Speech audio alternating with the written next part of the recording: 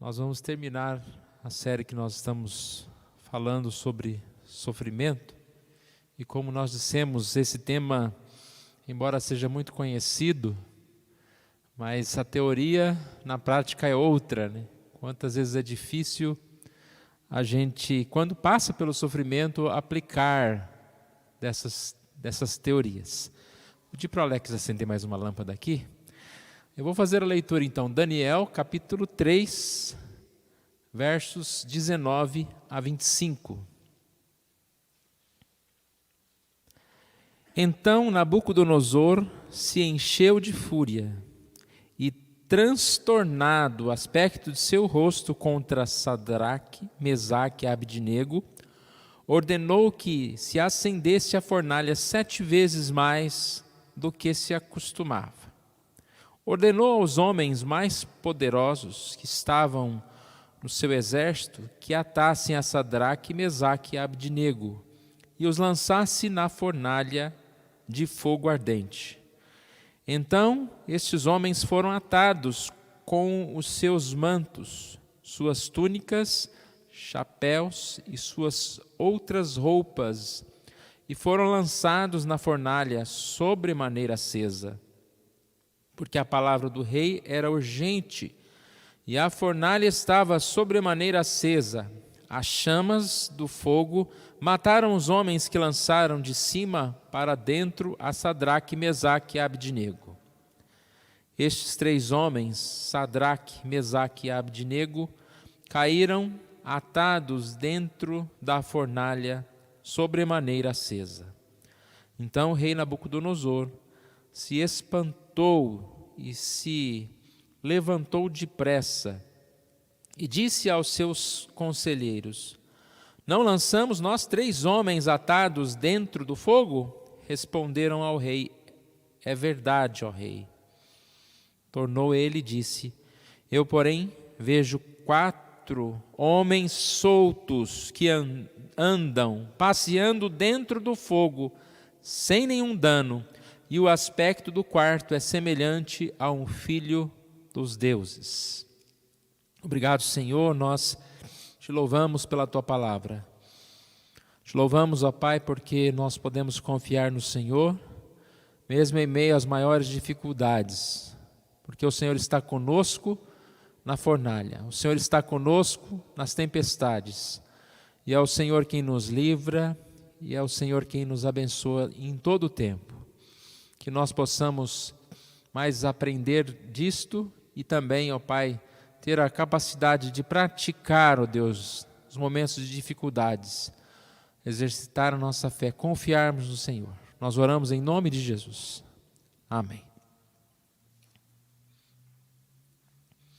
A frase que nós temos falado desde o início é: nada é mais importante do que aprender a manter uma vida com propósito em meio à adversidade e à dor. Como nós lemos o Salmo 34, 1, bendirei ao Senhor em todo o tempo, o seu louvor estará sempre nos meus lábios. E com certeza, as dificuldades que vêm muitas vezes para destruir alguns, para desanimar alguns, as dificuldades quando vêm à nossa vida e quando nós, como cristãos, a enfrentamos, elas vêm para nos fortalecer, para nos deixar melhor. E por maior que seja a dificuldade, nós não vamos simplesmente nos desesperar ou viver em lamentos, mas nós vamos ter a paz que excede o entendimento, porque às vezes as coisas não estão bem, mas ainda assim nós temos paz. Mas é essa paz que vem de Deus. E nós temos aprendido sobre isso. A primeira mensagem, em parte, nós dissemos que o sofrimento transforma as nossas atitudes em relação a nós mesmos, nos fortalece no nosso relacionamento para com Deus e para com o próximo. Nós amadurecemos nas dificuldades e nós transformamos as atitudes, em primeiro lugar as nossas atitudes, em relação a nós mesmos, ao que nós fazemos. nós com certeza aprendemos e saímos melhores quando enfrentamos a adversidade. Nem precisa falar do nosso relacionamento com Deus, porque é na hora da adversidade, é na hora que nós estamos assim dizendo, sem chão, né? A nossa esperança, o nosso relacionamento com Deus cresce, porque nós só temos a Deus. E o relacionamento com o próximo, quando nós falamos que as dificuldades nos ensinam a ser mais amorosos, né? Nós paramos de ser egoístas, de pensar em nós mesmos, ou só nos nossos prazeres, mas começamos a olhar o outro que também passa por dificuldades. Na segunda mensagem, nós falamos que a dificuldade só se enfrenta caminhando com Deus pelo sofrimento. E a gente vê várias passagens que não falam que diante da adversidade nós paramos, né? Salmo 23, por exemplo, diz: ainda que eu ande, não temerei. Não fala ainda que eu esteja parado no vale. Ainda que eu ande. Diante da dificuldade, a gente precisa seguir. E a promessa e a força para seguir está em Deus. Isaías 43, 2, 3 e 5 fala: quando passares pelas águas, eu serei contigo. Quando passares pelos rios, eles não te farão submergir. Quando passares pelo fogo, não te queimarás, nem chama arderá em ti, porque eu sou o Senhor teu Deus, o Santo de Israel, teu Salvador. Não temas, porque eu sou contigo. E aí mais uma vez, não está parado, está caminhando. Quando passares dificuldade, nós passamos por ela. Nós não vamos viver em dificuldade o tempo todo. Nós passamos por ela. E a promessa é que Deus estará conosco. E aí vem esses dois argumentos, essas duas metáforas, fogo e água. São metáforas que falam sobre grande adversidade. Quando se fala de passar por fogo, é algo muito ruim. É a ideia de uma extremidade, de uma adversidade extrema. Mesma coisa, águas. Você pensa num mar revoltado.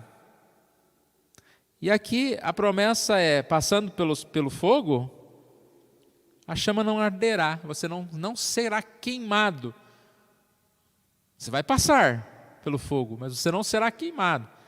Pelas águas, você não será afundado, não vai submergir. E aí a gente percebe, nós vamos falar hoje sobre Daniel, capítulo 3, e a gente percebe que, especificamente, essa ideia de passar pelo fogo e não se queimar, é evidenciada nessa história tão conhecida. E tem muitos detalhes aqui, né? Nós não temos esse tempo todo para a gente parar. Eu até estou com ideias da gente estudar novamente o livro de Daniel, que nós estudamos já faz bastante tempo. São detalhes tão importantes e a gente tem aprendido, como hoje na escola dominical, que um detalhe pequeno pode nos levar, pode nos trazer um significado grande. E a ideia então é que você passa pelo fogo, mas você não vai se queimar. Voltando aqui para a Bíblia, irmãos, eu gostaria que os irmãos abrissem as suas Bíblias em Daniel 3. Lá desde o início, nós conhecemos a história, mas vamos resumir a história para a gente aqui. O rei Nabucodonosor fez uma imagem de ouro, que tinha 70 côvados de altura e 6 de largura. Rei Nabucodonosor fez uma imagem de ouro.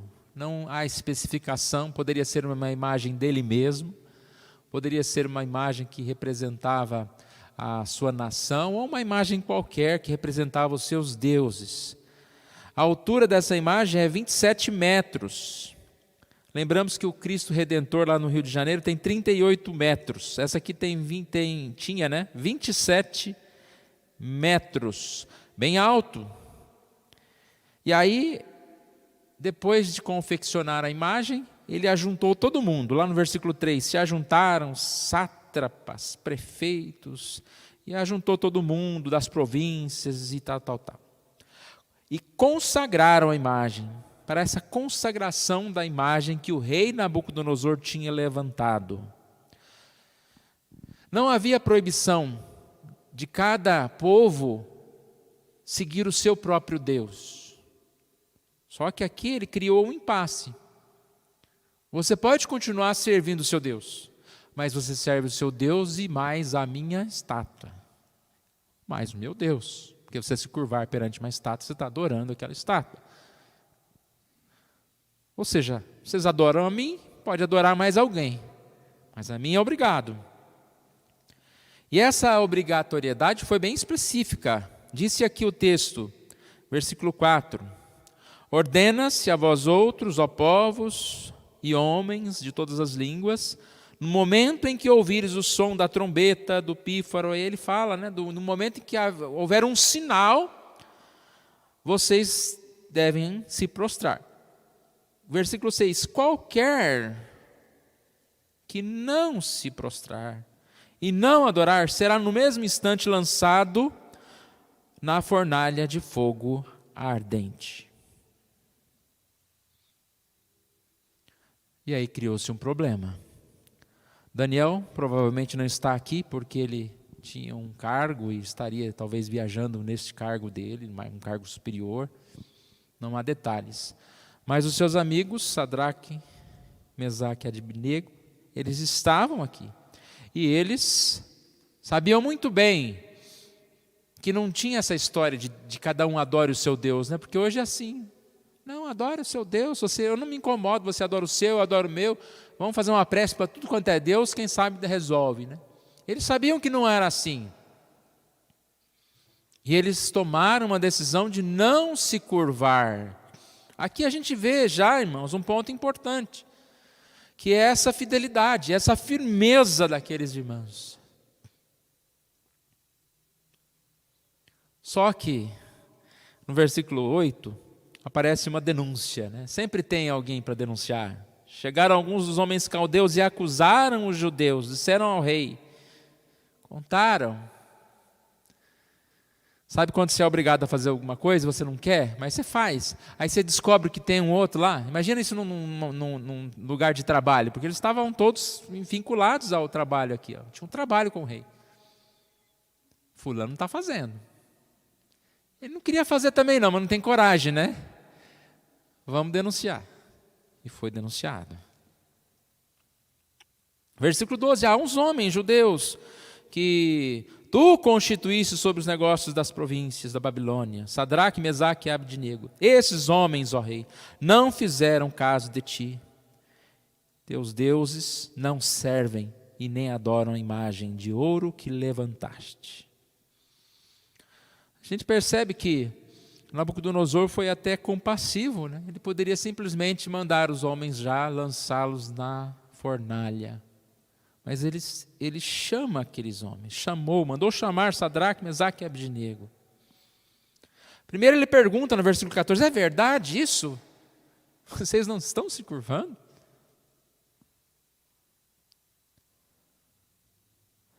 Versículo 15, ele dá uma oportunidade. Agora, pois, estáis dispostos a se curvar? Você imagina a sua situação num caso desse? Diante do poderosão lá, ele podia falar, nossa, o Nabucodonosor está conversando com a gente. Não, claro, foi um equívoco, a gente pensou assim, não se curvar, mas tudo bem, Não. Provavelmente Nabucodonosor viu que eles não estavam dispostos, aí começou a ameaça, Olha, se vocês não adorarem, serão lançados na fornalha de fogo ardente. E aí, para apelar ainda mais, Nabucodonosor diz, e quem é o Deus que vos poderá livrar das minhas mãos? E repare que nesse ponto, a vitória estava ganha. Porque ele não está desafiando Sadraque, Mesaque e Abednego, ele está desafiando a Deus. Ele fala, quem que é esse Deus aí que vai livrar? Quem que é esse Deus mais poderoso do que eu? E eles se manteram firmes. Não necessitamos te responder. Aqui é interessante, quando eles dizem não necessitamos te responder, Eles não tentaram defender a reputação de Deus, eles não tentaram falar nada. Eles simplesmente entenderam que eles tinham que obedecer a Deus. No versículo 17, ele diz: se o nosso Deus, a quem servirmos, quer nos livrar, Ele nos livrará da fornalha de fogo ardente e das tuas mãos, ó Rei.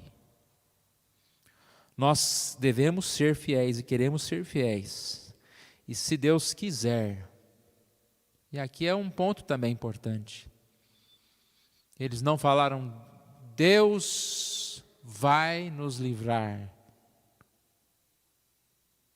Ele diz, Deus é forte, é poderoso, se Ele quiser, não tem rei, não tem estátua, não tem fogo, não tem nada. Mas nós vamos permanecer fiéis.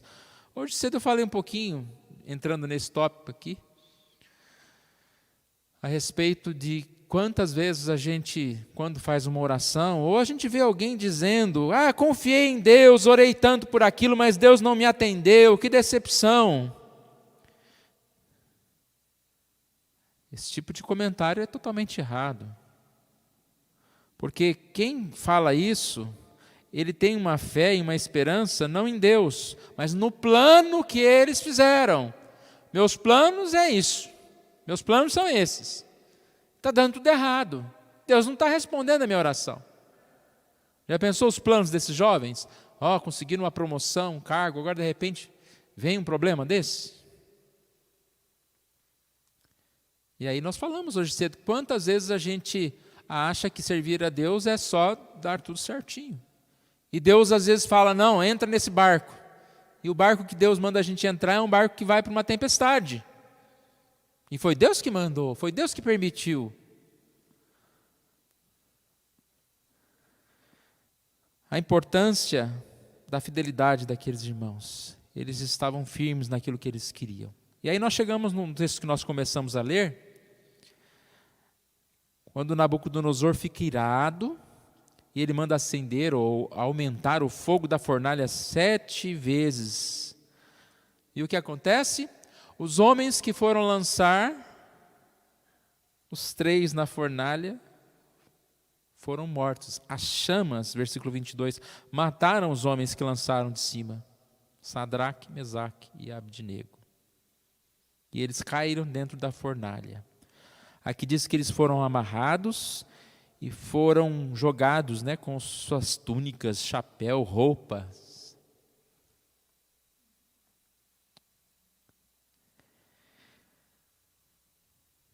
Aparentemente, o próprio Nabucodonosor ficou lá por perto. Versículo 24. O rei Nabucodonosor se espantou, se levantou depressa e disse aos seus conselheiros, não lançamos nós 3 homens atados dentro do fogo? Responderam ao rei, é verdade, ó rei. Eu, porém, vejo 4 homens soltos, que andam passeando dentro do fogo, sem nenhum dano. O aspecto do quarto é semelhante a um filho dos deuses. Repare aqui, eles foram jogados amarrados, e agora eles estão soltos. Aqui não está falando que o fogo queimou somente as amarras, mas essa é a conclusão que muitos comentaristas chegam. Eles são jogados dentro da fornalha, e a única coisa que queima foi o que estava amarrando eles. E aí eles estão soltos. E aí a gente começa a fazer essas comparações. O fogo, o sofrimento, as dificuldades. Quando nós passamos por elas, como disse Isaías, nós não somos queimados. Se passares pelo fogo, não te queimarás, a chama não arderá em ti.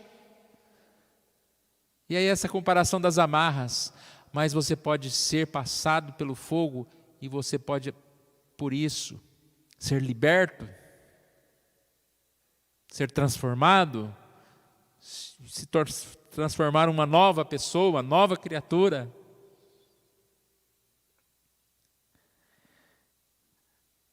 O quarto, semelhante a um homem, semelhante ao Filho dos deuses.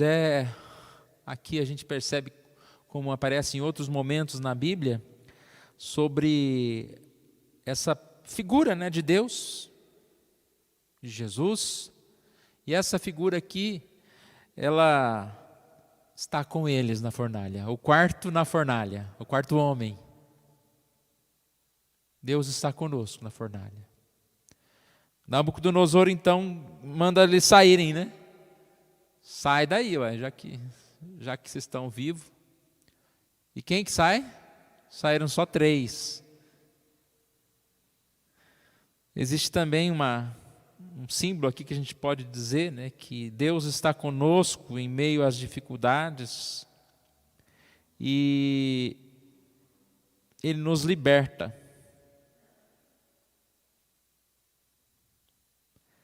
Mas Ele passou pelo fogo, Ele morreu na cruz para nos salvar. Ele chegou a um momento e disse que estava se sentindo desamparado. Ele passar pelo fogo foi o que nos libertou e o que nos promove.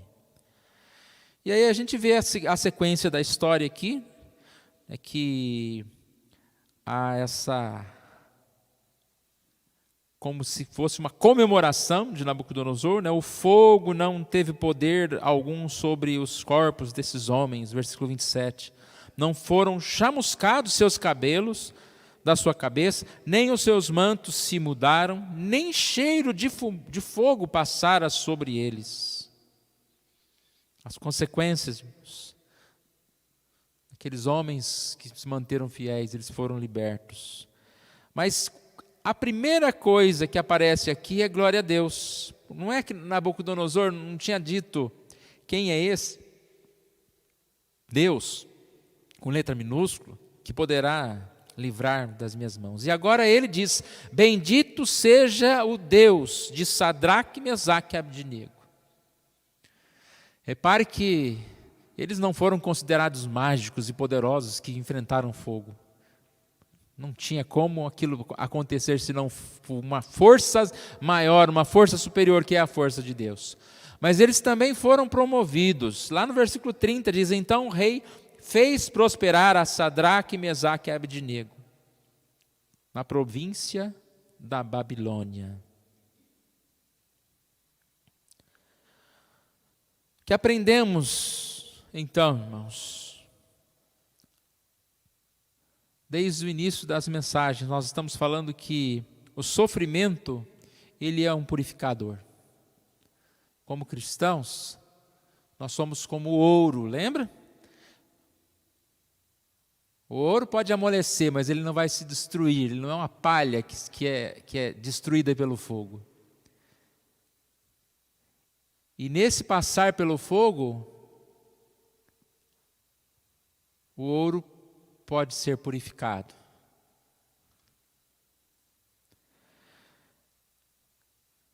Quando nós somos provados, realmente nós somos levados a conhecer Deus verdadeiramente. O que nós temos aprendido, como hoje, que Deus está conosco. Deus está conosco na fornalha, Deus está conosco nas dificuldades, Deus está conosco sempre. E não é na hora de dificuldade que Ele vai se afastar. Talvez seja na hora da dificuldade que nós vamos enxergá-lo melhor. Porque quando está tudo bom, às vezes a gente distrai um pouquinho. Deus está conosco e Deus, Ele é tanto capaz de nos ajudar, como também Deus passou pela fornalha. No sentido de que Jesus Cristo veio a esse mundo, morreu, Ele sabe o que é padecer, Ele se identifica conosco. A grande pergunta é, se nós queremos caminhar com Jesus. Ele quer caminhar conosco, Ele caminha conosco. Se nós queremos caminhar com Jesus, se nós estamos ao lado de Jesus.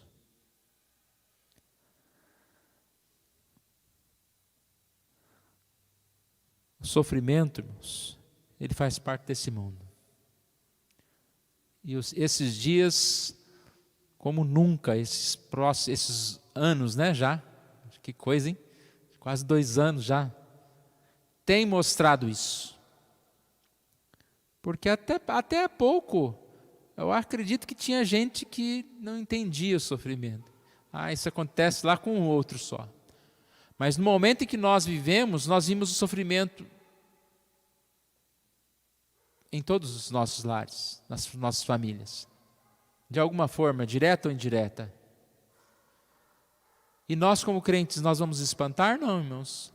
Nós vamos dizer, isto são sinais de que Jesus está para voltar. Isso mais prova que esse mundo não foi feito para nós. Esse mundo nunca vai ser perfeito. Não é aqui o céu. E mais uma vez, o sofrimento vem para nos mostrar que Deus não nos livra dos problemas, mas nos problemas. Essa frase pode ser repetida mais e mais vezes, mas ela é verdadeira. No caso aqui, irmãos, Deus não impediu a fabricação de uma imagem, Deus não permitiu a divulgação de um decreto, Deus não permitiu que os 3 jovens fossem acusados, que eles fossem jogados na fornalha, atados e jogados na fornalha. Mas Deus impediu que eles perecessem, que eles morressem. E aí a gente olha para a nossa vida, né? Parece que, Deus, não deixa acontecer isso, e acontece mais uma coisa, outra. Mas a esperança não vai. Pelo contrário, nós podemos mais e mais nos aproximar de Jesus. Que Deus esteja nos abençoando, irmãos. Deus possa nos ensinar isso. E eu repito a pergunta. O Senhor Jesus caminha conosco. Nós estamos dispostos a caminhar com Jesus? Às vezes caminhar com Jesus é passar por dificuldades. Uma das músicas que foram cantadas fala sobre sacrifício, oferecer-se em sacrifício. Parece até uma doutrina errada, não, mas é isso que a Bíblia diz, lá em Romanos 12 também, né? Sacrifício vivo, oferecer em sacrifício, viver em sacrifício, dedicar a vida a Jesus. Quanto mais nós dedicamos a vida a Jesus, mais nós vamos enfrentar dificuldades. O quanto nós estamos dispostos a entregar a Jesus, a deixar nesse mundo para entregar a Jesus, para viver com Jesus. Uma das coisas que nós falamos no início é que o sofrimento ele é tão diferente na vida de cada um. E não importa o tamanho do seu sofrimento é sofrimento. Às vezes aquele que está passando por uma dificuldade porque um eletrodoméstico queimou, ele está passando pela mesma dor de alguém que está enfermo numa cama. Naquele momento, não estou falando que é algo que deveria ser assim, mas nós somos frágeis. Mas nós podemos enfrentar, seja qual for o sofrimento, na presença de Deus.